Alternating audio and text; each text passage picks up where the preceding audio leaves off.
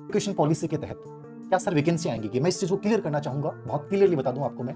New education policy वर्ष 2020 जो specially 2022 से क्रियान्वित हुई है, लेकिन सेंटर सरकार बीजेपी की सरकार थी, राजस्थान में कांग्रेस सरकार थी, इसलिए पूरी क्रियान्वित नहीं हो पाई। लेकिन वर्तमान में दोनों सरकारें बीजेपी की हैं, तो आपके मन में प्रश्न उठा कि न्यू एजुकेशन पॉलिसी के तहत राजस्थान में वैकेंसी आएंगी क्या? तो मेरा जवाब सुनिएगा। राजस्थान पूरे सेंटर में अभी एएमआरएस की भर्ती हुई है। एएमआरएस कौन करवाता है?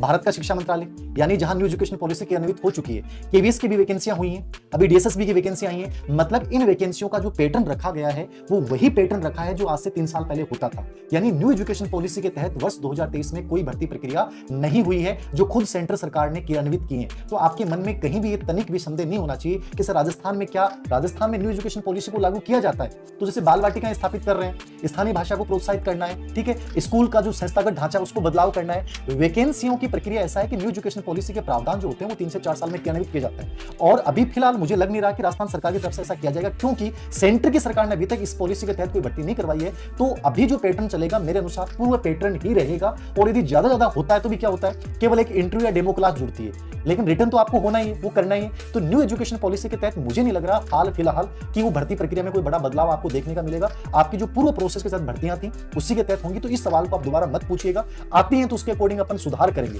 पहले से तनाव मत लें। तो सर मैं सही करूं? हाँ, मैं इसमें एक चीज़ ऐड करना चाहूँगा। न्यू एजुकेशन पॉलिसी का आप सभी को पता है कि मोटिव जो लक्ष्य है वो ये है कि गुणात्मक शिक्षा भारत सरकार चाहती है, क्योंकि ऐसे टीचर और ऐसे स्टूडेंट भारत में हो जो कि विश्व की बराबरी कर सके। ये न्यू एजुकेशन पॉलिसी का एक बहुत इंपॉर्टेंट लक्ष्य है। तो आप मान के चलिए कि अब वैकेंसी आएगी कि नहीं आएगी ये तो अपन देखने वाली बात होगी, लेकिन ये निश्चित रूप से मैं कह सकता हूँ आपका सिलेबस है ना, उसमें काफ़ी गुणात्मकता परिवर्तन होगा। आपके सिलेबस के जो क्वेश्चन हैं उसमें गुणात्मकता बढ़ेगी, जो मात्रात्मकता है वो देखो पहले भी घट रही है और घटेगी आपके, मान के चलो। तो आपको एनालिटिक वे में अपने आप को तैयार करना पड़ेगा। सेंटर वाली भर्तियां जो होती हैं वो तो एनालिटिकल वे पे हो ही रही हैं, ये बस स्टेट में भी आएगा सर। इस स्टेट में धीरे धीरे आना शुरू हो जाएगा। वो उसके लिए तो आपको तैयार रहना चाहिए। कॉन्सेप्ट बेस्ड हम चीजें क्लियर करें, कॉन्सेप्ट बेस्ड अप्लाइड पर्सन जो होते हैं वो हम कैसे प्रिपरेशन करें, तो थोड़े बहुत तो वो चेंजेस आएंगे। लेकिन राजस्थान में फिलहाल आप इस चीज को दिमाग से निकालें कि क्या भर्तियों में सर उसी तहत एंट्री होंगे। मैंने कहा एएमआरएस में जो सेंटर की भर्ती थी उसमें नहीं हुई न्यू एजुकेशन पॉलिसी तहत, तो आप इस चीज का तनाव नहीं लें कि फिलहाल अभी जो भर्तियां आएंगी साल भर के भीतर उसमें ऐसा कोई भी परिवर्तन आपको देखने को नहीं मिलेगा। तो ये इसको लेकर आप निश्चिंत रहें, आप अपनी प्रिपरेशन जारी रखें।